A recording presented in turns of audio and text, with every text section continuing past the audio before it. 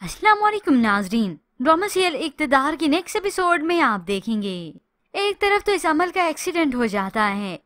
उसकी वालदा शाहनवाज और मेहरू को ही कसूरवार ठहराती हैं, तो मेहरू ही होती है जो कहती है कि मैं ही कसूरवार हूँ, मैं आप दोनों की मोहब्बत के बीच में आ गई।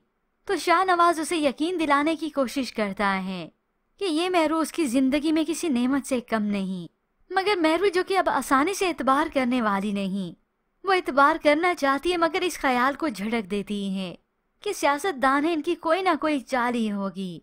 मगर इसी दौरान ये मेहरू ही है जो गरीब आवाम के लिए फायदा ही सोचती है।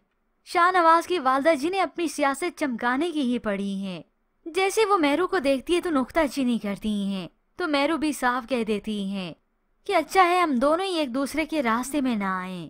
मगर मेहरू की तो हर तरफ नजर है, हर आते जाते से बाखबर होती है, क्योंकि एक और सियासतदान आया तो शाहनवाज की वालदा को ऑफर ही करता है कि बोली आप लगाएं, कीमत मैं अदा करता हूँ। उधर शाहनवाज को कॉन्ट्रैक्ट अलग से साइन करने को कहा जाता है, तो मेहरू शाहनवाज को कहती है कि आप उनसे मीटिंग कर लें, लेकिन सारी डील तो इस मेहरू की मुताबिक ही होती है, क्योंकि अब की बार शाहनवाज को चलाने वाली उसकी लालची सियासी वालदा नहीं, बल्कि गरीब आवाम के लिए सोचने वाली उसकी प्यारी बीवी मेहरू ही है।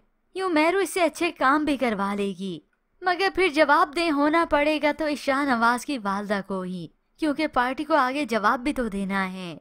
यूँ वक्त गुजरने के साथ साथ यही शाहनवाज ही होगा जो हर दिल पसंद सियासतदान बन जाएगा। मगर इससे पहले यहाँ पर शाहनवाज जो कि मौका नहीं छोड़ने वाला, मोहब्बत का इजहार तो वो कर ही चुका है मेहरू से, मगर अब वो आ गया अपनी एनिवर्सरी सेलिब्रेट करने।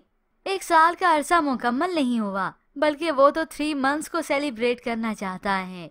बुके पेश करता है तो ये मेहरू फेंक देती है, ये सारा ढोंग तुम मेरे सामने मत करो। उसी वक्त बुके फेंकती और वहाँ से चली गई, और शाहनवाज वही अकेले बैठकर ये केक खाता है, अकेले ही सेलिब्रेट करता है। यूँ कुछ वक्त बीतने के बाद मेहरू निसा को अंदाजा हो जाएगा कि वाकई अब की बार ये झूठ नहीं बोल रहा, बल्कि शाहनवाज वाकई में उससे मोहब्बत करता है।